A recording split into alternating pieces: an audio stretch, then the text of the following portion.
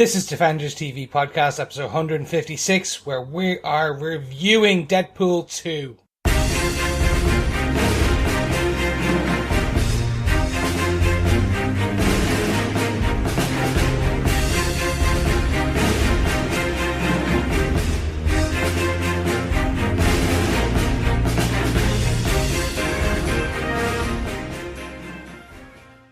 Welcome back, fellow Defenders. Grab your chimichangas, because it is time. It is us, Defenders TV Podcast, and you're listening to episode 156 for our spoiler-filled discussion of Deadpool 2.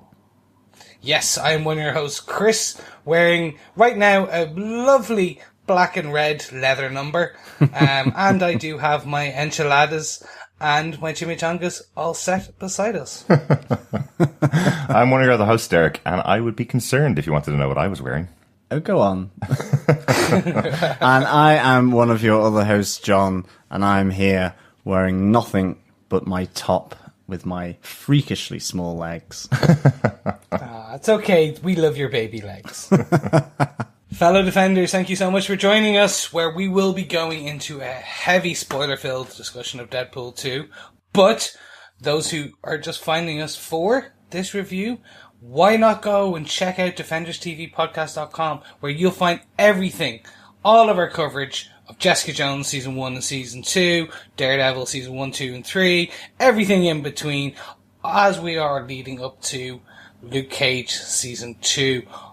Also, if you love the MCU as much as we do, check out our review of Avengers Infinity War. Or, if you love the comics, check out Doctor Strange Damnation crossover event, where we joined up with a host of other podcasts just to get some down, dirty damnation coverage. Mm-hmm. Yes. And if you're just joining us, we don't mention this very often, but if you're just joining us and you love podcasts and you love Marvel, why not go over to Stitcher Premium and listen to Marvel's first ever official podcast, a scripted podcast for Wolverine the Long Night. All 10 episodes are available there over on Stitcher Premium. All you have to do is go to stitcher.com/premium and use our code DEFENDERS, which will give you a month free of Stitcher Premium, which gives you the ability to listen to every one of those 10 episodes. A month should give you enough time for 10 episodes of that show. Yeah, definitely. And it is excellent. Highly, highly recommend from us. Yeah, really good podcast, scripted podcast. And that is available up until September as well. So please head on down and, of course, use our code DEFENDERS and support the podcast. Mm-hmm. And, of course, if you like us with our Deadpool 2 coverage, please head on over and subscribe over at DefendersTVPodcast.com. Go to the subscribe section where you can choose your podcast catcher of choice. Apple Podcasts, Google Play, or any other good or evil podcast catcher of your choice. Please rate us, leave a review, and of course, as always, share the podcast, share the love. We will be back after this podcast in around a month, because on June 22nd, yes, Friday, June 22nd, Luke Cage, Sweet Christmas himself, is coming back to our Netflix screens with Season 2. And we'll be giving you 2 weekly podcasts covering each episode for the first couple of weeks after the launch. Mm-hmm. Yeah, really looking forward to getting back to Luke Cage, actually. It's looking really cool. There's been a couple of trailers out, a couple of clips out. Tons of music going to be in that show, and that's what Season 1 was all about for me. I loved the music in that show. Really looking forward to talking about it. But guys, I think it's time to get into our Deadpool 2 review. What do you think? Definitely. 100%. I think this is going to be a good one. Derek, do you want to give us some of the details? Yeah, this movie was directed by David Leitch. He was the stunts supervisor and has been given a director's credit on John Wick. He's worked on Atomic Blonde with Charlize Theron, and pretty much any movie that has stunts in it, he's been in the fray there. You can kind of see that in some of the fight sequences in here as well. The movie was written by Rhett Reese, Paul Wernick, and Ryan Reynolds gets a writing credit for this movie. Rhett Reese and Paul Wernick were the writers on Deadpool 1, which is definitely evident in here. They also wrote Zombieland, and Paul Wernick had the honoured distinction of writing G.I. Joe Retaliation. Ooh. One of your favourites, John, right? But is that the second one? Yes. Yes. So, no. I thought that was one of your guilty pleasures. And my guilty pleasure was G.I. Joe. Okay. The one with Channing Tatum and Joseph Gordon-Levitt. Yes. They elevated it, you see, from pure action dross to quality action dross. Interesting. John, do you want to tell us what they gave us with your synopsis for this movie? Sure. As Deadpool tries to hold it together following the death of his soulmate Vanessa, he finds himself as an X-Men trainee and is called upon to rescue a young firestarter mutant called Russell from an orphanage. Following death and destruction a la Deadpool at said orphanage, Wade Wilson finds himself stuck with his mutant problem child as they both head happily ever after to the mutant prison, the Icebox. However, Wade soon realizes that his problems are only just beginning with this kid as a time-traveling mutant known as Cable arrives from the future to get retribution on the fiery mutant responsible for the death of his family. And the truth about Russell leads Deadpool into an unexpected team-up. What a team-up it was. Oh, yeah. A team-up for the ages, or for all of 5 minutes. Yeah, many team-ups. Yeah, I'm very impressed you got that much plot out of this movie, John. Well done. Are you saying it's slightly threadbare? It's a little bit. Actually, I wrote a version of the synopsis, which was about 3.5 pages long, and realised when put down into a synopsis, it can be a very depressing film. Can we kick off with our case note number one, or point number one? Is about the dark for me, because I was really surprised. I know Deadpool 1, when you pare it back to its basics, is about a guy who gets cancer and cures himself from cancer by becoming Deadpool. That's effectively what happens. In this movie, we kick off with the darkest first 20 minutes of a film that I've seen in a long time. We lose Morena Baccarin gets shot and killed, who was the centre of the entire last film. She was the one that he was trying to save the whole way through the film, and she is killed pretty quickly in this film.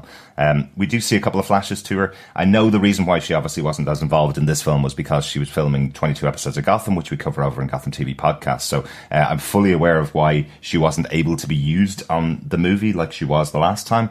But it did feel like a real shocker to have her killed at the start of the film. So are you bringing us all down immediately with the darkness of Deadpool? We've got 4 points of lightness. Well, yeah, absolutely. Is this because you overthought your synopsis? I would say so, yes. When I wrote the synopsis, I was going, okay, murder, death of his girlfriend, and then Cable's wife and kid are dead, and then the kids being abused in the school, and what's going on? And then they're being tortured as well. It's like there's a lot going on here that's dark. It's funny because as soon as you'd kind of said that it was dark, it was like thinking about it, and it's like, yeah, there's some pretty dark things here. The mutant, the orphanage where they're torturing mutants, the death and destruction of Wade Wilson's home, the death of Morena Baccarin as Vanessa, and then, the whole revenge of Cable. Yeah. But he calls this out in the first couple of seconds of the film. Mm-hmm. He does like, and he goes, well, Logan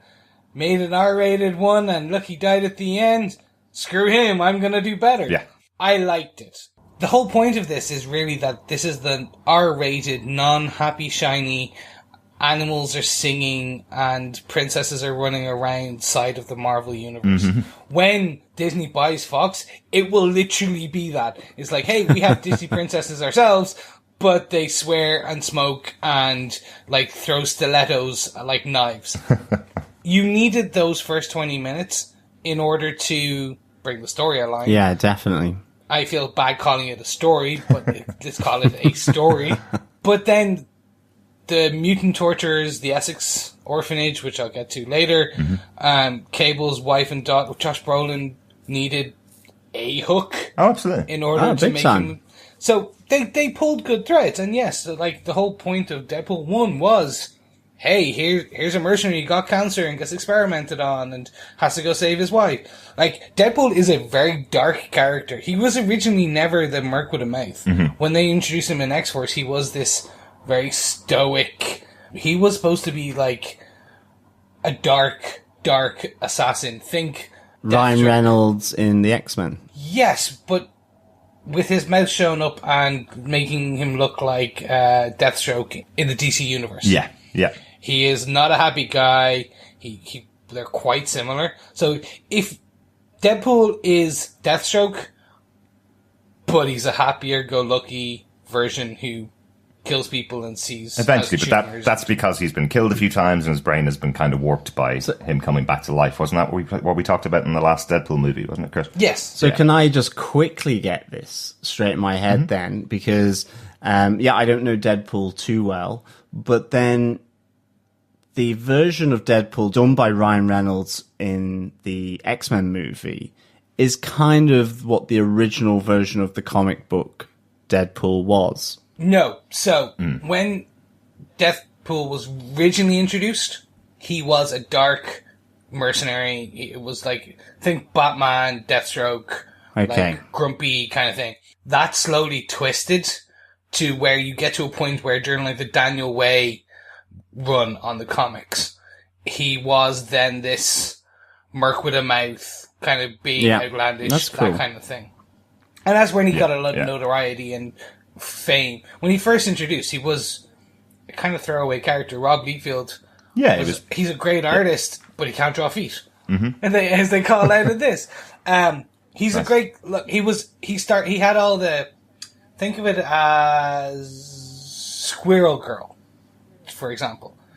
Potentially throwaway character, but with the right love from writers and artists, gained this cult kind of following. So, for example, even in some of the newer Spider-Man Deadpool run, that's been happening over the last 2 years. There's still very dark themes in this, but there's a lightness given to a lot of this stuff through the banter and the kind of craziness. Definitely. It's really dark humor, and I didn't mind the darkness, to be honest. I think it set up the story. I definitely noticed that I kind of, from about the formation of X-Force, that's when I really found myself laughing a lot more, because the jokes just kept coming. That's not to say that there weren't any in the first sort of 20 or 30 minutes, but it was definitely setting the scene. But I really enjoyed that. I mean, I loved the flashback where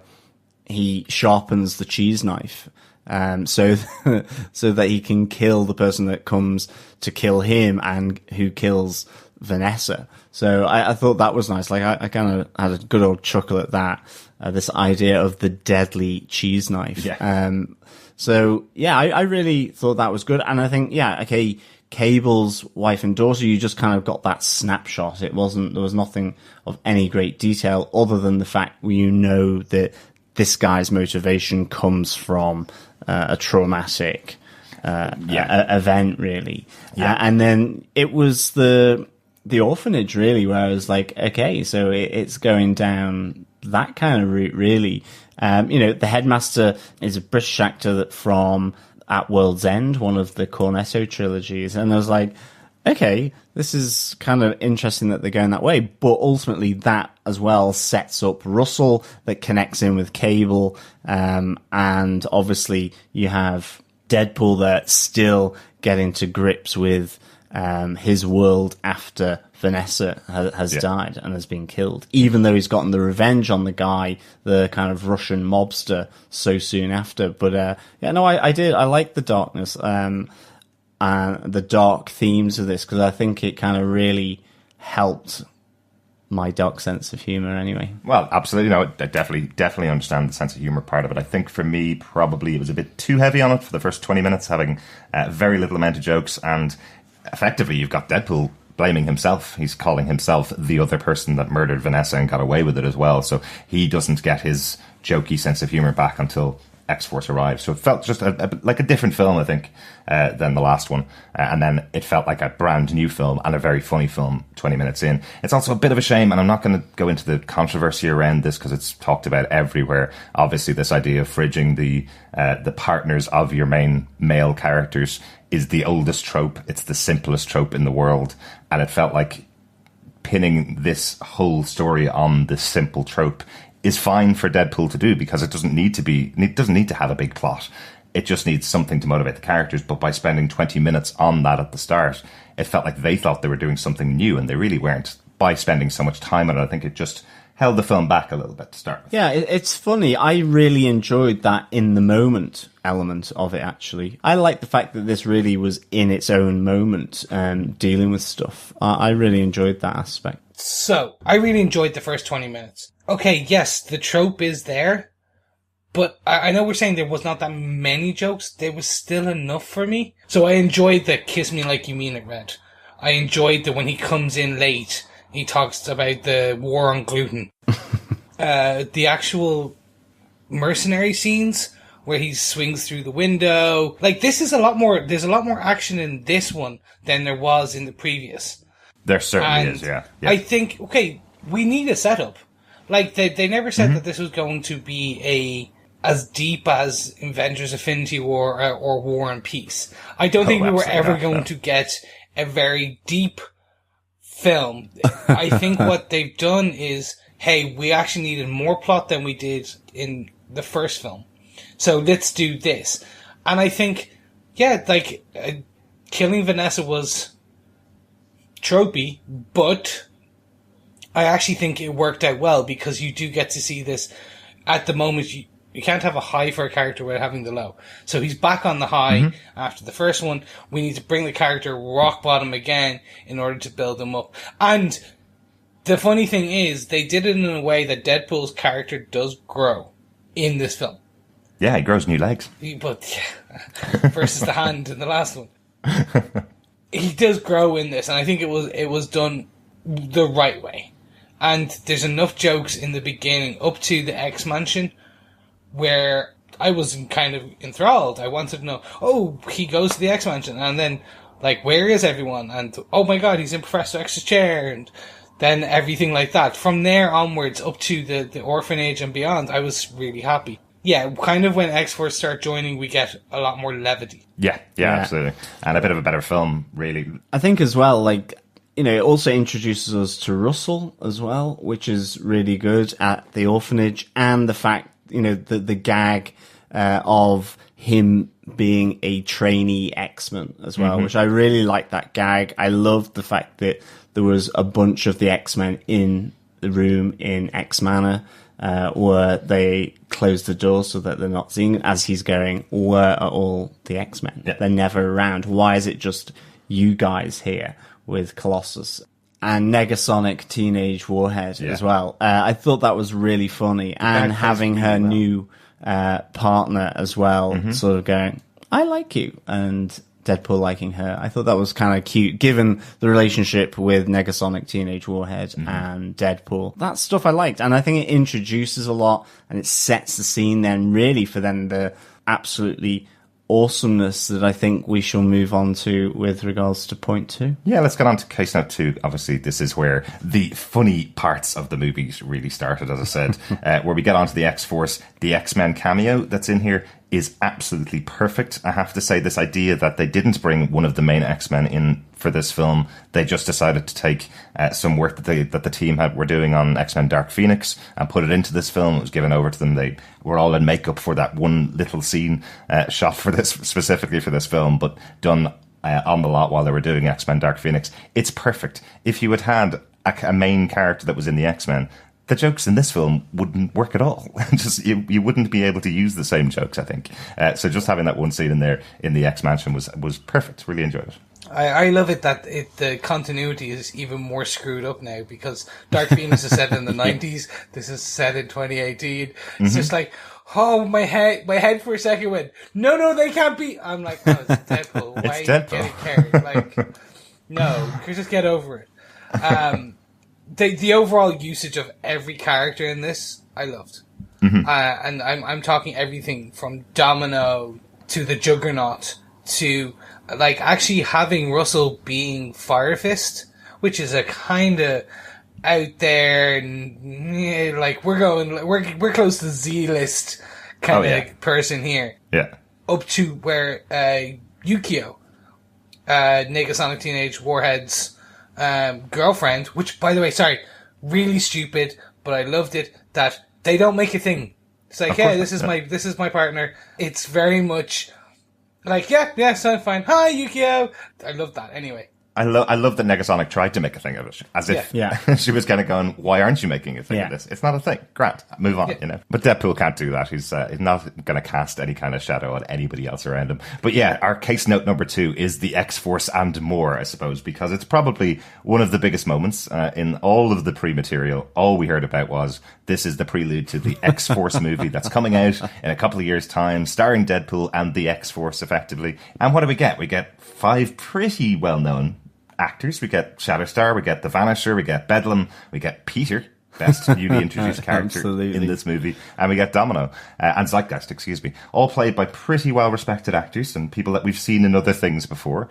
And yes, they kind of all vanish pretty quickly in this film. The moment I love the most is that in all the promotion material, everyone thought this was going to be the X-Force of the next film. Like, yeah, you're gonna get Terry Crews as Bedlam. Yeah. Oh my god, it's gonna be amazing. Imagine. And like, they shot scenes with these characters that were specifically shot just to mislead people for the trailers. Yep. Like, the scene where Terry Crews is beating people up never happens. Yeah, exactly. But they all die. Yeah. And they spectacularly die. And I love them for that.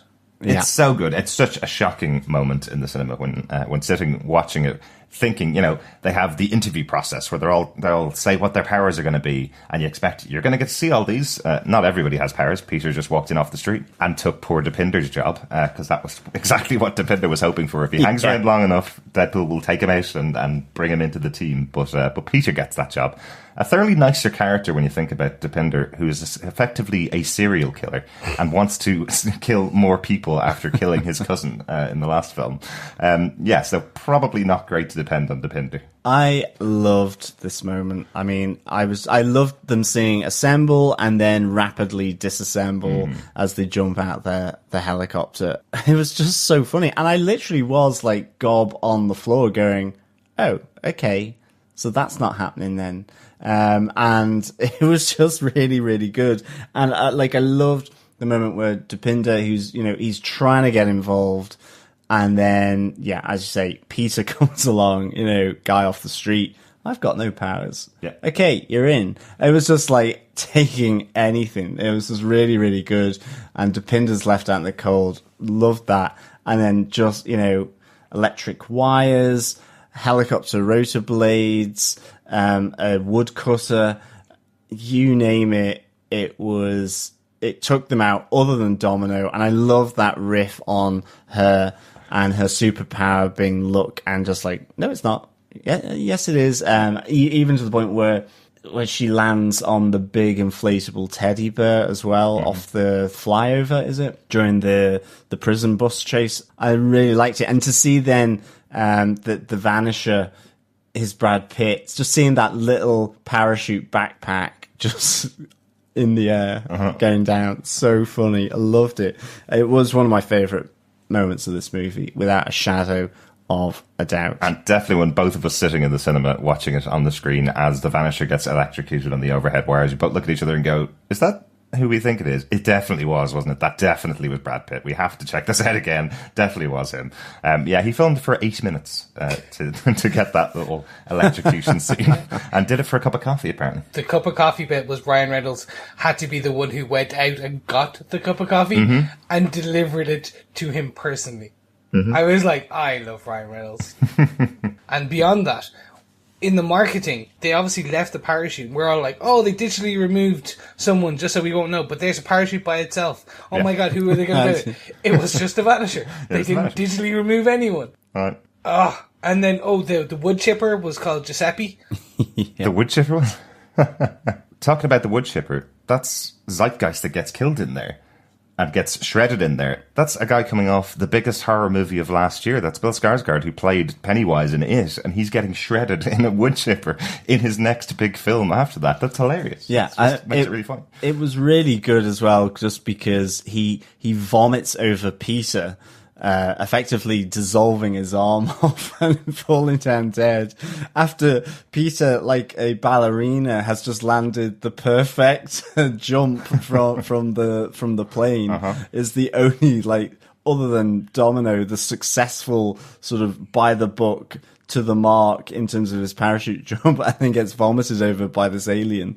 Oh, so funny. And what was it? It was Greenblood. That was Shatterstar, played by Louis Tan, who was in Iron Fist. Another great cameo, which I have to call out, is we have Matt Damon officially becoming a staple cameo character in Marvel films, and I love it for it.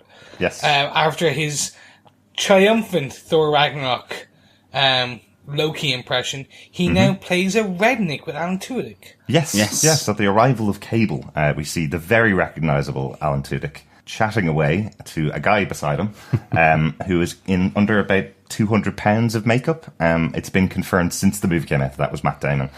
They do actually believe that he had to go under a pseudonym in the credits. His name isn't in the credits, but they say that he had to go under that because he's in the Marvel Cinematic Universe and he couldn't get leeway to get out of that. But of course, we have the biggest character in this movie as well, Cable, just in a movie last month in Avengers Infinity War. So I don't know whether that's true.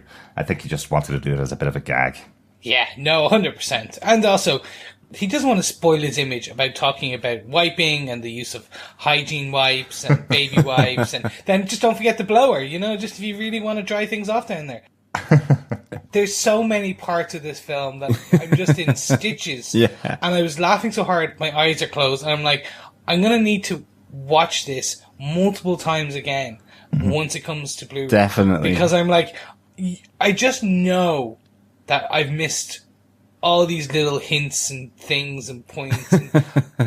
Also, Ryan Reynolds played not one, not two characters in this, but three characters. He was the voice and the eyes of Juggernaut in this. That's right, yeah. Yeah, he was the voice of Juggernaut. Apparently, they couldn't afford another voice actor because their budget was so tight. And he put down the vocals for the Juggernaut, hoping it would be replaced in future. Part of the reason that they're able to do as much kind of play acting with the comedy in this movie particularly is because obviously Deadpool's mouth's covered all the time, so Ryan Reynolds can go back and replace lines over and over again just to make the scene work a bit better. He was trying to do the same for Juggernaut, putting in some basic lines and some kind of template work, I think. And then unfortunately they couldn't actually get anybody else in to do it, so his voice is just modulated a bit to make it not sound like Deadpool. Yeah, absolutely. I like it. It's really good. Also, just on the rednecks, I loved on their trailer hitch at the back, just their replacement for sort of, fluffy dice, the two plums hanging freely at the shiny back. Ones. The shiny ones, exactly. Nice. Maybe they were Colossuses. Maybe. Yeah. Did you notice the Mr. Sinister cameo? No. So, Nathan Essex is in this. The orphanage is the Essex Orphanage. Ah, okay. Very good. Obviously, so this is our second Fox Universe tease at Mr. Sinister. So, in Logan, the end credits of Logan, you have the suitcase, which is Essex Corporation on it. Mm-hmm. And Essex Orphanage was the name of the orphanage here. And the little man, the little Weasley headmaster, he sprouts and tortures kids similar to the way Nathan Essex would have in some of the previous comics. Interesting. So we may find out that he's not dead and actually was Mr. Sinister all along. I don't think so. I think it's just a nice nod. Yeah, I think it's probably just a nice nod. I'm not sure whether this is ever going to tie into the wider X-Men universe completely. That there's so many different versions of that universe now, with all of the time traveling that's been done in all of the movies before now as well. It's not just Deadpool, but this movie messes the timeline all over the shop in some hilarious ways. Oh yeah, but Barry Allen in The Flash has nothing on him. People give out about Barry Allen, messing with the timeline, constantly shifting. I'm like, no. Have you seen the Fox Universe? No, literally, they change it every, film. Yeah. Even in this movie, there's a gag about Cerebro smelling of Patrick Stewart, while there's a cameo from James McAvoy 2 minutes beforehand. So they can't even keep it straight as to which version of Professor X it is in this universe. So good. Good old Patrick Stewart getting in there. Well, that's all the kind of cameos and all the main X-Force that we thought was going to be the centre of the film. Will we go on to the first big fight scene? The prison bus chase scene.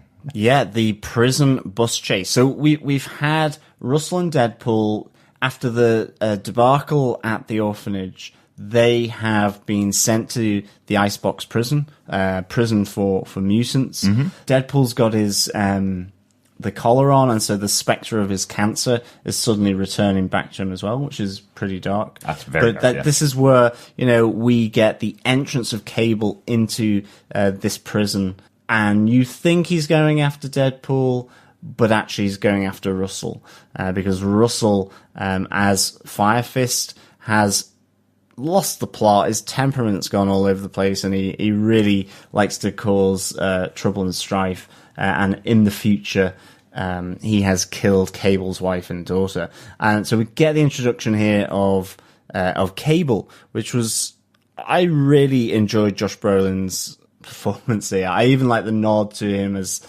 being don't get all Thanos on me. Just really, really good. But ultimately then they have this chase from the prison. But we do see Russell has kind of made the friend in the one of the cells that at the time, we know it was Juggernaut, but we don't know for sure until he's being transported away from the Icebox prison. And you get this really good bus chase here. Chris, what did you think of Josh Brolin as Cable? He's very dark. He should be in the DCEU. I love that line. Are you sure you're not from the DC universe? I love Josh Brolin. I love the fact they slagged his stepmother in this. Papa, can you hear me? That's Barbara Streisand. That's right. Yeah, Barbara Streisand is his stepmother. And I love the fact that apparently he didn't know that was coming. Which is, so that frown is actually his. Mm-hmm. I'm not surprised. He's a good actor. He went off the rails, and now he's back to being what he was back in the Goonies. Almost, he was a good actor. Well, he's a big actor. I think he's a lot better than he was in the Goonies. Yes. Josh Brolin is great. Cable has zero story. Firefist kills his family, so he's going to go back in time. He has enough juice to get him back in time and forward in time once. All right, cool. He still looks great. Yes, he does. Yes. He looks fantastic. They slag his haircut. Everything about him is slagged, including his Winter Soldier arm. Mm-hmm. But then you get to see this fantastic scene where he puts his gun together before going to the prison. Yeah, that was awesome. I always wonder, how do they make these amazing guns? Oh, well, he basically buys a load of guns and then fits them together. Cool. Didn't it look like something out of the Lego games? Yeah. It was just lining all the lights up together to match the guns together to make this one gigantic, amazing gun. It really did remind me of something out of the Lego games. Yeah, and he's got that shield as well, which I loved. I loved his fight in the prison, and then on the bus, just him firing incessantly at Deadpool whilst he's there cutting the bullets, but then the bullets are just hitting him. I really, really, really loved that. It was just so funny. It looked so cool. It looked like something out of Superman, as if he's got this amazing power where he's able to block every single bullet coming towards him, and then you just see the blood starting to pour. It was just body. It looks amazing from this. Oh, fail. Do you remember that's a slag on Wolverine Origins? Yeah. Deadpool and Wolverine Origins, where Ryan Reynolds did that whole sword stopping bullets, cutting bullets in half. They've gone back and done it now properly, where he cuts the first bullet, and then that's why he goes, "Your bullets are fast." It's a redux. You do not get to be able to cut bullets out of the air. You can do it once if you're lucky. Maybe. The rest of them, not so much. Also, is Cable telekinetic in this? So riddle me this, right? Right. His power set is telekinesis is in there, and he's telepathic. The gun does fly back to him a few times. Yeah, it does definitely. I was wondering about how it's doing that as well. Yeah, I wasn't sure, especially because he made it in the present time. It's clearly not something that's in the gun, so it must be to do with his power set. Because they mentioned that he's a mutant from the future, but he's got a time travel machine which takes him back in time and forward in time. So that's not his power. So they say he's a mutant. And they don't spell out what his mutant power is. I know it's Deadpool. That would have been nice to have just a little bit of, and my power is this. Yeah. So we don't have to guess about it. But I'd say you're probably right, Chris. It is most likely that's part of his power set. Okay, cool. So let's move it on to the bus. Mm-hmm. Yeah. So X-Force is dead. We've got Domino getting her look on. This is so cinematic. Amazing. It's so cinematic. Isn't Great it? chase. Works so well. This moment where she's able to get on the bus in, 2.5 seconds after she arrives, when Deadpool's following her down, going, "You'll never be able to get on there." Oh, I'm already in. Telling Lady Luck to take over control of the bus as she goes back into the back to fight and protect Russell before Deadpool arrives. It just works really well. I really enjoyed these scenes because you're right. This idea of someone being lucky doesn't always translate very well on the screen, and that's what Deadpool is kind of saying about her power. Yeah, might be lucky, might not, but it works really well, I think. Yeah, and of course we get the awesome release of Juggernaut, who awesomely rips Deadpool in two, and Deadpool cannot feel his legs. Oh, here they are. It was absolute classic. I love that. And of course, I loved everything that followed on from that, where he's back at his crib with everyone sat down on the sofa, looking pretty well rested and recuperated. And then we cue down to little baby legs doing a Basic Instinct pose at one stage. And I didn't think they showed the twig and berries, but they did, and I was like, "Well done, sir. Well absolutely done." This is proper avant-garde cinema. You're like, well, how do you top the hands? Well, the legs. Okay, yeah, you really went for it. Oh, by the way, did you notice he's wearing his Goonies shirt? Yeah. He's wearing the Goonies shirt at that same time, which I thought was just brilliant. And of course, Chris, that's not his leg. Yeah, exactly. That's his berry. They just thought she was so good, even just with the random gun pointing as well. Blind Al. I love Blind Al. Yeah, so good. She's hilarious. I love after that whole scene when Cable comes in to talk Deadpool into joining up with him. Everybody else is in the room, all slagging each other off and having a little pot shot at each other, and it all ends with Blind Al going, "I have no idea what is going on in this room. I haven't understood a word since everybody arrived home." It's hilarious. I loved also that they actually showed that he does have the cure for blindness locked under her words. Which was just like, it's so cool. That's such a throwaway joke. If you haven't seen the first one where he goes, "I have the cure for blindness." Another cameo we forgot to mention was our lovely Black Tom Cassidy. The use of this joke is brilliant. Whoa. Cable, I know you're not racist, but you just killed Black Tom Cassidy. What about White Tom Cassidy? And yes, it was played by Jack Kesey, who some people would know him from 12 Strong, Baywatch, Death Wish. He's in Claws. He was in The Strain. He's like a well-known actor now. He's starting to become pretty big. And everyone thought, again, they announced his casting as Tom Cassidy at the beginning. And everyone was like, "Oh my god, he's going to be like the main villain." Nope. Nope. He's, again, killed off.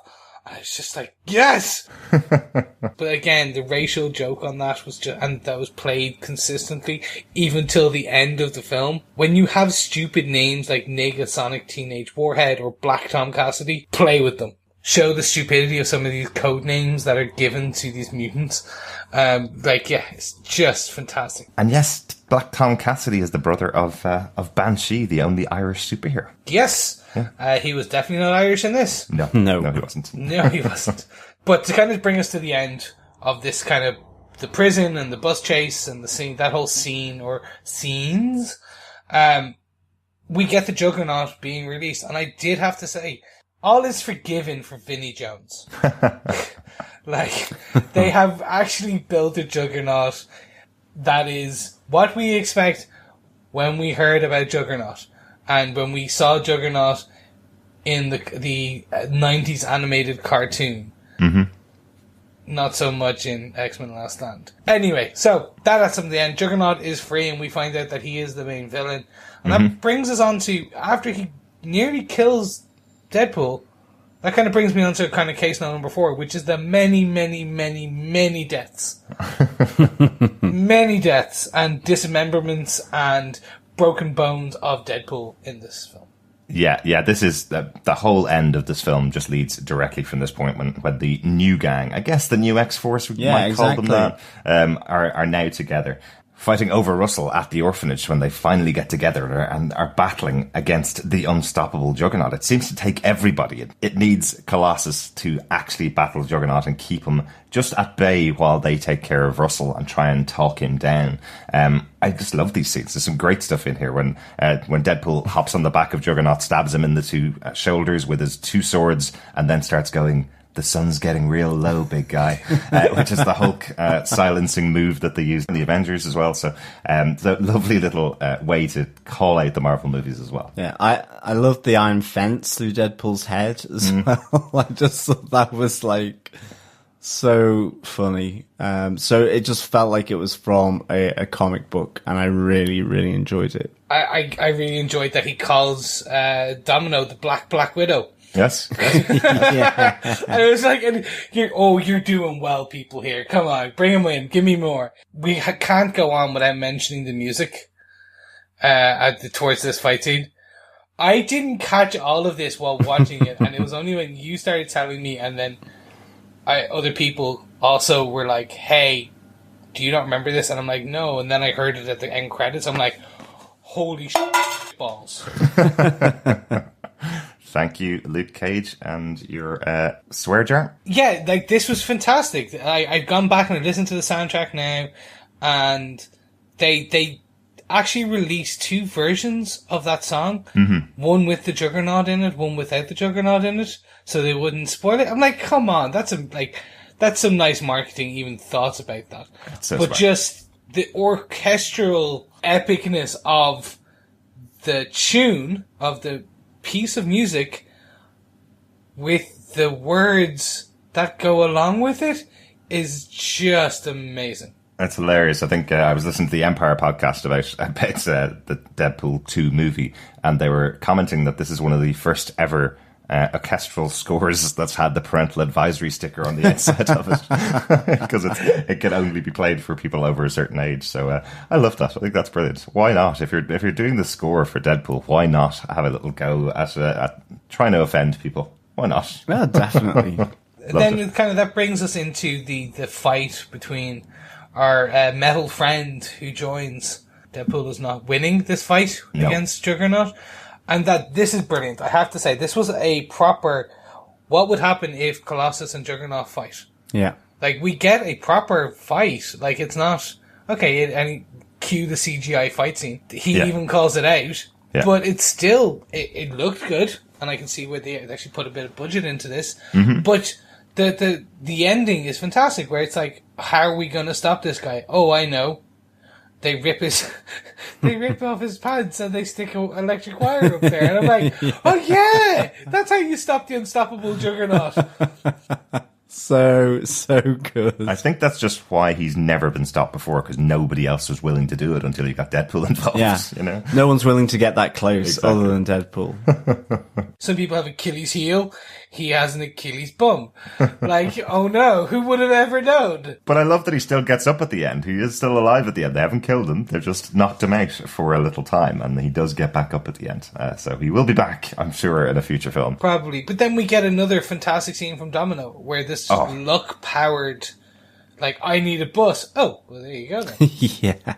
That fight sequence is fantastic, as she just knocks into everybody in the room. It's like a superpowered version of Some Mothers Do Have 'Em. It's like, you know, everything she walks into knocks into something else and kills another one of the attendants in the hospital, I guess you call them, or in the orphanage.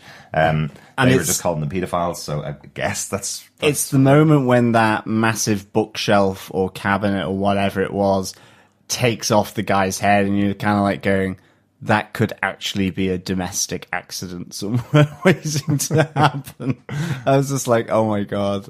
But yeah, that is really good with Domino. I really like this character. Again, as I say, X-Men, I know X-Men, but I'm not an avid follower of them, and like I love the portrayal of Domino in this. Mm-hmm. Yeah, it was pretty on spot for this, but I think it works. I think do. It's perfect. Zazie Beetz is fantastic as Domino. She plays it well, and as you said, the choreography of the fighting, of the actual well, I can't even call it fighting. It's a Rube Goldberg machine of a fight. So she touches one thing and then it all knocks off to the end of the fight. Lady Luck is, and I'm just like, yeah. Just like Domino's. Yeah. Exactly, yeah. I was slightly bemused or underwhelmed by the use of Negasonic Teenage Warhead and Yukio, who a lot of people think is actually Surge from the comic books. Okay. It's now, since release, been said that she's not. Yeah. She actually is none other than Yukio, the female assassin from the actual film The Wolverine. So she's just a de-aged version of that. With electric powers added on. Right. So, because it's the same name, and the writers and directors came out and goes, yeah, well, we had like this binder full of people you could use. And they went, yeah, you can just take any of them, or take two and just kind of mash them together. Yeah. So we did that. And I was like, yeah, fair point. If you when got an encyclopedia worth of characters to play with, you can go, I can take the best bits from all of them, or I can take one and try and rebuild it up. Like, it is crazy to think that Fox own 200 Marvel characters. That just shows you how many Marvel characters are in the Marvel Cinematic Universe. The actual characters they have access to is so much more than that. And Fox have access to 200 different mutants that they can use at any time. It's fascinating, but in a weird, geeky way. Well, like, it's this Nathan Fillion as Wonder Man in the MCU. He plays Simon Williams in the MCU, who's, in theory, Wonder Man and super powerful and everything in the comics. And, it's a pass-away reference in the MCU now. It's just like, we've got too many characters to play with, so we'll make super little Easter eggs that only us nerdy people will know. But I was perturbed by the limited use of Negasonic, because she was a standout character for me in the first one. I was expecting her to be, like, when we had the bus scene, I was expecting she would have been there. If not, like, Colossus, yes, you can explain why. Well, obviously, the CGI is the reason why. But you can explain away him not being there. But not having her there where she was, I never fully got it. But look, it was good. The usage we got of her was good. Still, they didn't destroy the character, which they could have easily done. If anything, they built up the character. Right. But I still wish they had used her more than just this final few minutes of... Oh, definitely. Yeah. Definitely. She feels like she's not on the screen at all. Definitely. It could have been any character. Like. You definitely didn't really get that connection in the same way as you did in Deadpool 1, to be honest. Certainly not for me. So, I completely agree there, Chris. Thought she was really underutilized. So let's get on to the deaths of Deadpool. So we have the iron piece through his head, but then actually we end up getting Cable and Russell and Deadpool fighting it towards the end, and Deadpool jumps in front of the bullet. Yes. Which I was very happy with. I was wondering how they would tie this all up. It is a very tropey way to do it. It is like a scene from The Bodyguard. Yeah. And I was like, okay, I get it. Now I see what you're making fun of. Cool. Just the multiple deaths. The dying and do you want to build a snowman? Hey, have you noticed that it sounds very like this one? And just like the continued, I was like, they're still going. Oh, that was funny. Oh, they're still going. I'm still here. It got funnier as it went along. The more they killed him and he came back I was just like, this is top-notch death joke humor. And I think Cable really sells that scene as well, as he looks to be really broken up as Deadpool's dying on the ground, and then as it gets worse and worse, he's just going, oh my God, will this guy just die? So we can just go on with the rest of our day. It's we're over it now. We're done. It's hilarious. He just sells it so well, just as the straight man in this partnership. And that's why I think he works so well in this film. That's always been what Cable and Deadpool's relationship has been, is that Cable's the actual real character, and Deadpool's the one that makes fun of everything, including the audience reading the book and everything around him to the audience reading the book. So you have to have a good straight man like Cable. And I think Josh Brolin did a great job with that. Yeah, and then woodpecker gingivitis. Like, I want to know where they came up with those words from, though. It's just like, let's crowdsource some word. Okay, gingivitis. Yeah.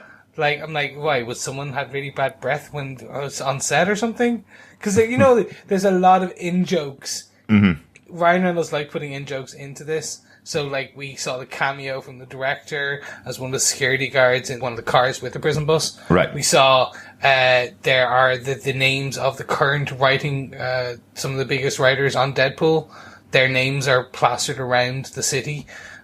We see Rob Liefeld, who is the original creator of Deadpool, is name-checked, as well as having really bad at drawing feet. Oh, even the pilot. He mentions the pilot by name in this film, and it turns out that's just someone who, like, there's some kind of film set kind of Easter egg for them. It's just a complete, for the cast and crew, in-joke. Of course. And people are like, oh my god, like people have been like, who is this character? Like, what's his name? Why is he there? Like, people are researching it, and then Ryan Reynolds came and goes, oh yeah, this is a joke between us and the cast. Yeah. And then, of course, this all could just be what words sounded funniest together.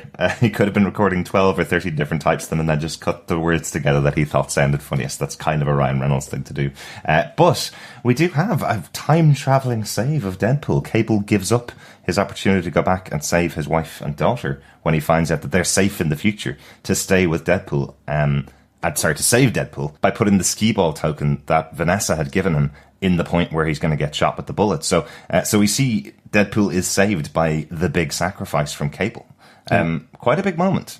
Yeah, no, it really was. Again, there's a darkness to this film, which we were discussing case note 1, but you do see that, there is a storyline here, and you do have this growth of a character, and then you have, to a degree, growth of a very dark character in Cable. Like, you see him like, okay, well, I suppose I don't want to kill an innocent. And in his eyes, Deadpool is innocent. He may be a merc and may kill lots of people, but he's trying to do the right thing. And that's all kind of Cable wants. But he also thinks that he can make a better life for his daughter by staying here and fixing whatever's going to happen in X-Force and Deadpool 3. Yeah.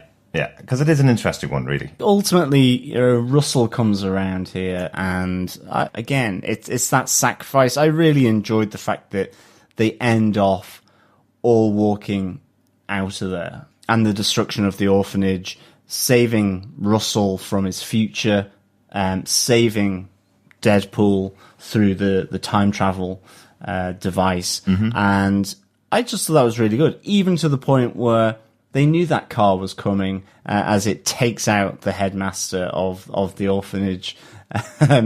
Will we see him get back up? Watch this space? Maybe, it's maybe nice not. To see Dupinder as a superhero there, where he's the one that takes out the... And that's it. You know, Dupinder gets his psychotic moment that has been promised all the way through this. So this was... I really enjoyed this ending. You know, it had the potential to be a bit kind of sickly sweet given the sacrifice, but it was just done so well, totally in the spirit of the movie, totally undercutting itself all the way through. I thought it was really, really good. But it does ultimately lead us on to our fifth and final point here, and that is the end credit scenes.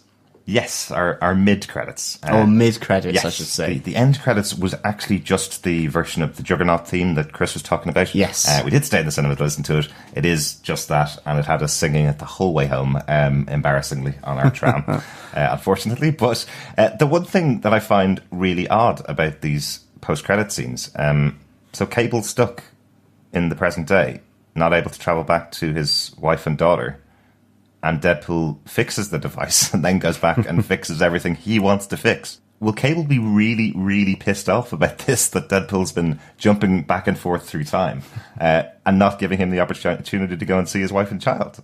That's really harsh. He's just saved his life. I think you're thinking too much about this, dude. This is pure comedic effect. Yeah. Well, what isn't for comedic effect is quite a huge moment. He saves Vanessa as well. He goes back and saves Vanessa, which of course he was going to do if he got the ability to time travel. Of course he would go in to do that. But what about the people that leave before the end credits? Genuinely, there are people that stand up at the end of end credits. Not everybody's a Marvel fanatic who watches all the credits. No matter what film I've been to, whether it's first night of Marvel, people do stand up and leave. If they come back, in Deadpool 3 and Morena Baccarin's on the poster, or she's even featured in the film at all. How will you be able to explain it away to them that she was alive since she was dead for this entire movie? You go buy the Blu-ray and watch the mid-credits scene. Yeah, pretty much anyone who gets up when the credits start to roll in any superhero film for the last 10 years, who gets up now, I should say, after 10 years of superhero films.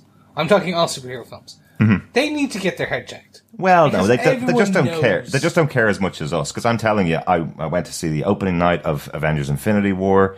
Absolutely, people were standing up and walking out before those credits started rolling. Every single movie that I've been to, there's always been people standing up and going out. And it's not like they're not as big fans as the rest of us or anything like that. They may have had to run and get their car or get a bus or something like that. They may just have to leave and don't want to sit through the credits. But this one is just a bit of a surprise. He's saved the object of his entire life is to save this woman. She's dead. He doesn't go to hell. She pushes him back, or doesn't go to... Whoops. He doesn't go to purgatory with her or the afterlife with her like he thinks he's going to all the way throughout the film, and then he saves her at the end of the movie. So I don't know how somebody walking into the next film would not see her. I don't know. Ryan Reynolds will turn around to the screen as soon as she walks on and go, "Hey, if you don't know why she's here, you should have watched the movie." Yeah, that's true. Definitely. They'll literally call that out. There you go. There's a great theory going out around the internet at the moment that Vanessa is actually Death, the character from the Marvel Universe. Because in the comic books, Death and Deadpool do have a love of one another. Like, they actually fall in love. And Thanos gets so angry that he grants immortality on Deadpool on top of his healing factor so that they can never see each other, and they do the odd time. And actually now people are going, well, actually, hold on, could Vanessa be Death? Because Wade gets with her straight away and then he gets cancer and nearly dies. Like, there's an element here going, is she actually? I'm like, no, people, you're really starting into it. I love the detective work you're doing, and there's a great storyline of the Deadpool and Death one, and Thanos and his immortality, like, snafu, because he's in love with Death too, but no, she's not Death. I like that. I like it, though. It's a good theory. Yeah. And it makes sense when you start thinking about it, but it's like, no. It's not going to happen, absolutely, but it's happening in a different way. Absolutely, yes. But there are some even funnier, or actually funny, post-credit scenes, Chris. Definitely. So the first one did not even happen, and I want to talk about it, because they cut it. They filmed it, and they cut it. Okay. I want to know, I think it's still going to be hilarious. I'm hoping it's in the Blu-ray. He goes back in time and kills baby Hitler. So that is apparently there is hopefully it makes it into some of the extended cut or the deleted scenes, but he goes back and you see him enter the 1900s kind of early 1900s house, and he's standing over a crib with a baby with a little mustache. And he puts his gun and then blows his kid. I would have loved that. Really? I would have laughed my ass off. Okay. Because they make the joke about baby Hitler in the film. It's not even a joke, though, Chris. If that was actually the film, the only thing that is any kind of moral center or lesson that's in this film, anything that is written into this movie as part of the plotline is, no, you don't kill baby Hitler. You try to change baby Hitler. And that's what they do with Russell. If they had a moment where he goes back and kills Hitler, then they've just stripped it of any plot. So I'm glad that got cut or didn't get filmed or is an internet rumor, because that would have absolutely ruined the film for me, honestly. Well, let's agree to disagree. Okay. All right. Let's talk about the actual mid-credits scenes, the other ones that are in there, because there are some fantastic moments. Again, this being totally self-serving Deadpool, he goes back to save Paul. Oh, Peter. He forgot his name again. He goes back to save the only member of the X-Force that didn't have any superpowers. I loved it. Because he kind of didn't know what he was getting himself into, I guess. He said he'd always protect Sugar Bear. That's what he says to him. So I guess that's why he only saves him. But he has a time machine. He had the ability to go back and just stop the plane from taking off. But he saves Peter. Hilarious. Really good. And of course, there is the original X-Men Origins Wolverine version of Deadpool as well. It's just, I love him getting shot and then shot. And the nice little cameo as well from old Wolvie. Hugh Jackman himself. Like, it was just so good.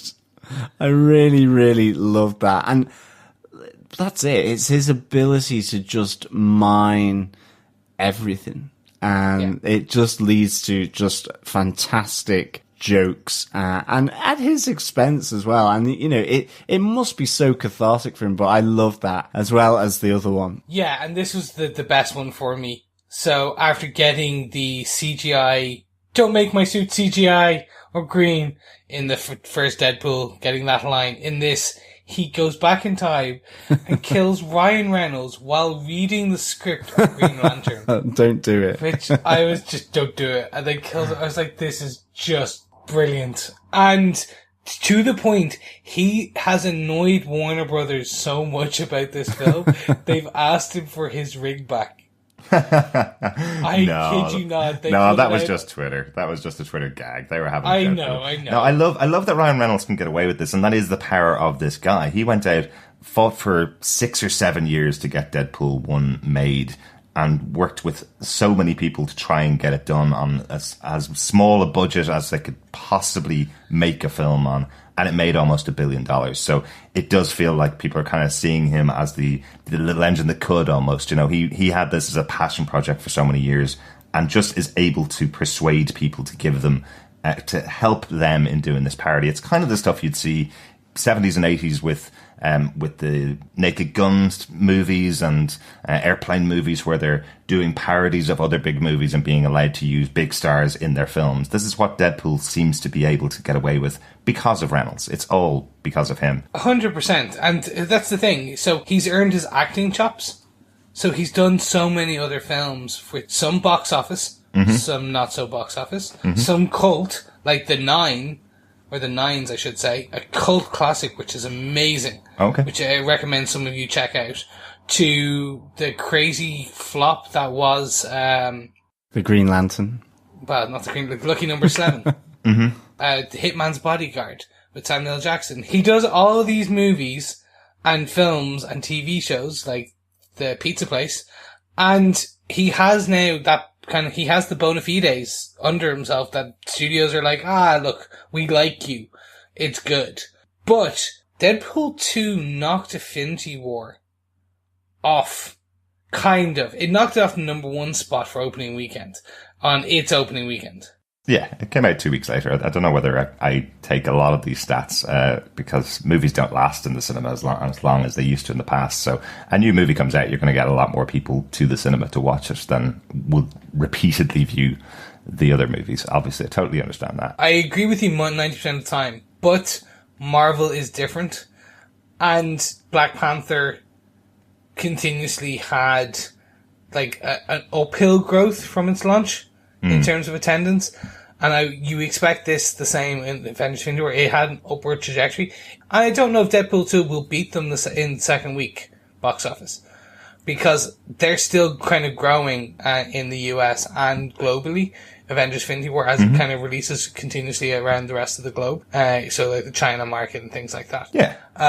But remember, Deadpool's not an all-ages film. It's an R-rated film. It shouldn't have as big an audience as the Avengers did, where parents are bringing their kids. You know, it's obviously going to have a bigger box office. The Avengers. There's no problem with that. I'm not saying it should be a battle between the two of them. In fact, it should be, hopefully, is Deadpool 2 better than Deadpool 1, and does it make more box office than Deadpool 1? That's their only real competition. You can go up against Logan, but that was a completely different film and critically acclaimed and a really enjoyable film. But I don't think the challenge here should be for the R-rated Deadpool 2 to be beating Infinity War. That they shouldn't even have that on their ticket to try and beat them. That's already up to almost $2 billion in 4 weeks or 3 weeks since it's been out. So because it sounds like we need to talk about whether we defend Deadpool 2 and whether we think it beat Deadpool 1. So we're going to get there in a second. I think it's time we jump into some notes. Now, gentlemen, is there any cameo? Because I'm going to talk a lot. Would one of you like to talk about a cameo that was in there that I'm not going to talk about? There's only one cameo, really, that we haven't talked about, which is the Stan Lee one. It's just a wall painting this time. He's not working in another den of iniquity like he was in the first film. He just gets a wall painting as they're going through the city on the bus. Yes. And that was really interesting because I thought they actually would have given us a an actual live action cameo, especially after he was in the teaser trailer. He was in Deadpool 1. I'm wondering if it's a health thing for Paul Stan. I am certain that's the reason this movie was being filmed at the time when he was at the poorest parts of his pneumonia early last year. So great to see that they have at least kept the cameos going with the wall painting, similar to what we see in the Defenders. Yeah. I'm going to jump in here, lads. There's a few things I want to talk about. So the t-shirt he's wearing with the 2 kittens on it when he's in the X-Mansion, that is none other than Taylor Swift's kittens. It's photos of Taylor Swift's kittens and it has T-Swift on it. Ryan Reynolds and Blake Lively, his wife, are friends with Taylor Swift. So apparently they're such good friends that he lent her the original Deadpool 1, his actual outfit costume, one, so she could wear it on at Halloween. And so as a favor, he wore a t-shirt with her kittens on it. Love it. Who were Instagram famous because, of course. I just thought that was hilarious. I mentioned this already. There is large amounts of Goonie references in this film. But the main two, obviously, is the Chunks shirt that he's wearing when he has the mini legs. And I thought it looked similar. No, it's a replica. I love it. It's the exact same. And he does actually call old Josh One-Eyed Willie, which is a Goonies Easter egg reference as well. That's right. Yeah, great moments there. Love the other Easter eggs in this movie. There's tons and loads, and I'm sure we'll be unpacking loads more when we get the Blu-ray in 6 months' time. Well, speaking of the music box at the very beginning, that is the same music box from Logan, but they've just put a piece on top, which I thought was great. For our Eagle Eye fans, there are 2 costume nods here in this film. So when Deadpool was a member of the X-Men, he wore a yellow suit, a yellow X-Men suit, with an X on it. And basically when he was wearing that crop top X-trainee kind of uniform on top of his uniform, that's a nod. It's the same colour and pattern and has the X in the same part as when he was an X-Men. And then obviously when he gets fried and the ashes all over him, that is a nod to his grey X-Force costume, which everyone did think during the trailers out and during the trailer analysis, everyone was like, oh my god, he's going to actually get into his X-Force costume. No, it just turned out to be dirt and dust. Yes, I love it. It did look like a comic book costume. I don't know the other costumes that he's had in the past. That definitely did look like something taken directly. I just thought it was a nod to maybe black and white Daredevil, something like that there was an issue that was done in black and white. Very cool, though. Yeah.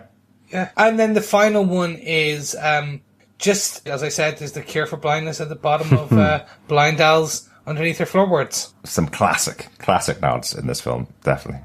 Really well put together. Obviously, loads more to come, and we've probably missed a fair few. If you want to send us in some feedback with your thoughts as well, or any Easter eggs that you've found, email us at feedback@defenderstvpodcast.com, and Chris would love to read the ones that he missed.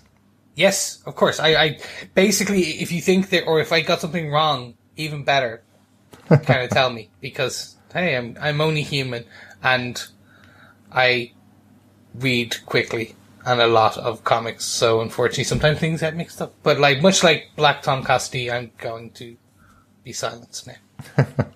Gentlemen, I think it's about time we wrap up this beautiful podcast the same way we wrap up every podcast. Do we defend this Marvel movie? Do we defend the chimichangas spent? The billions of chimichangas, millions of chimichangas I should say, spent in filming Deadpool 2. John, do you defend Deadpool 2? Oh, I do defend this movie. I give it 4. And it has to be, doesn't it? Holy balls out of 5. I really enjoyed this. It was sit back, relax, and just get into the groove of the movie. And I think they really did that. It took a little while for me. I definitely, as soon as Derek noticed about maybe there being a darkness, I kind of noticed that I really got into it after the X-Force. But nonetheless, all that setup is really needed, given Russell, given Cable, and given what's happened to Deadpool as well. So really like that. But I really did laugh a lot in this movie. I like the dark humor, and it made me just have fun. It was in the moment. It wasn't connected to a million movies. It wasn't having intricate storylines. It was just a standard fare where you just sort of watch it. It is a popcorn movie for me. I love the X-Force aspect. Thought Domino was superb in that. I loved the fact that they rapidly died. I loved Dupinder, just his little through arc of wanting to get involved with Deadpool, getting really crazy for killing. Again, I think Cable, I really liked it. I don't really know too much about the character. I just thought it all came to a nice, really neat ending. Saving Russell, also saving Cable's family, and of course saving Deadpool. These three great characters through this. And of course there are the baby legs after Juggernaut has ripped Deadpool in half. So many gags. Really, really enjoyed this, and I absolutely defend this Marvel movie. Excellent. Chris, do you defend this Marvel movie? I 100% defend this film. For a multitude of reasons. It is very much a bigger and better version of Deadpool 1. It has more fight scenes, more gags. Hey, if you didn't like that one joke that they just put out, well, don't worry, there's going to be another 3 that will probably land with you. So it's more jokes, more action, more comic book stories. Is the plot good? That's debatable. It's weak. We'll call the plot weak. But it doesn't need a plot. You don't come to Deadpool for War and Peace or for The Odyssey. You come to him for Ryan Reynolds breaking the fourth wall, like the baby legs alone. A film hasn't put me in kind of a laughing fit of tears in quite a long time. And that's what this film did. I was literally tearing up from laughing so much. And I laughed out loud so much during this film. It is very much my sense of humor. I love the Deadpool character and his comic books. Josh Brolin as Cable makes sense. Big stoic man. He is dark and, he should be in the DCU. But he's not. He's in this. And it's just that those references, the in-jokes for the nerd community. And it's fantastic. Because also, my fiancé loved it. And she's not a big comic book fan. It has broken the masses. And that sense of humor is showing through in that, hey, you don't need to be ashamed of loving Deadpool because actually everyone loves Deadpool now, which is even better. So I 100% defend this film. I loved Deadpool 1. I'm in love and I'm considering engagement with Deadpool 2. And if it goes really well, who knows, Deadpool 3 or X-Force, depending on which one comes first, probably is going to be our marriage, one's going to be the honeymoon, and then we may get divorced. Who knows? But in the future, it's looking sunny and bright for my relationship with Deadpool. On that note, and my pending nuptials, Derek, do you defend this Marvel movie of Deadpool 2? Absolutely, I defend this movie. This is a much better film than the first one. I really enjoyed the first one, had great laughs, but the laughs keep coming in this one. If I compare this to Thor Ragnarok and Guardians of the Galaxy 2, probably, again, a better comedy film. I can't compare this to the other Marvel films. I go to Marvel films for the story, and this story dragged. That first 20 minutes, I could not get over how slow it was going for me. I was going like, where are the jokes, man? That's what you pulled us in with. You pulled us in with saying, now I've got a bigger budget, and it's an R-rated movie, and I'm going to tell better jokes.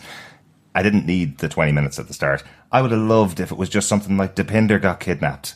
And that's what pushed Deadpool into the rage and made him go after something and just kicked off the storyline. If you didn't need a storyline, don't use a trope and push it down the throats for 20 minutes. So that did annoy me, and it did get to me. Even in the cinema, I was just tapping my foot waiting for it to get on to where I knew it was going. And then when it got there, it was excellent. The loss of X-Force instantly, out of the gate, changes the movie up completely. The fact that he teams back up with Colossus and they have another good storyline where Deadpool's still trying to push Colossus to curse and do something out of line from his comic or cartoon version of his character is great. Those moments are excellent. Having Josh Brolin as Cable was brilliant as you see it working out throughout the rest of the film. I just wish they'd taken that time to just edit down those first 20 minutes. It wasn't necessary for this type of film. But yeah, definitely high up there in the comedy Marvel movies. This is probably towards the top for me. Excellent. So that is our defense, ladies and gentlemen and fellow defenders. We have had our say on Deadpool 2. But fear not, we will be back very soon. But more importantly, we want to hear your feedback. So let us know. So go over to facebook.com/groups/Defenders TV podcast and let us know what you thought of Deadpool 2.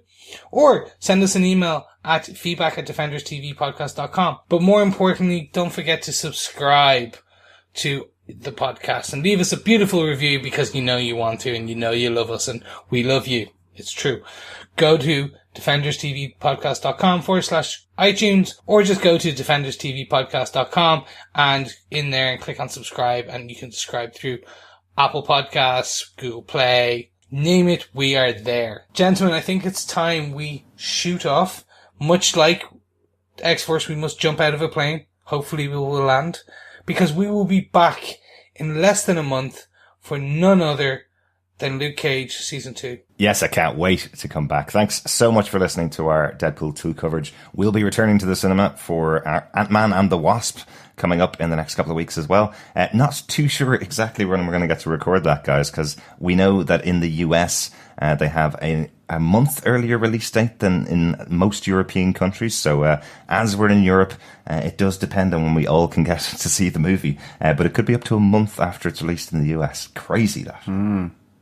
Yes, but our fellow defenders do not care when they hear it. They just want to hear our dulcet tones give our opinions of Paul Rudd back in his teeny-weeny suit. But that's it, fellow defenders. We are off.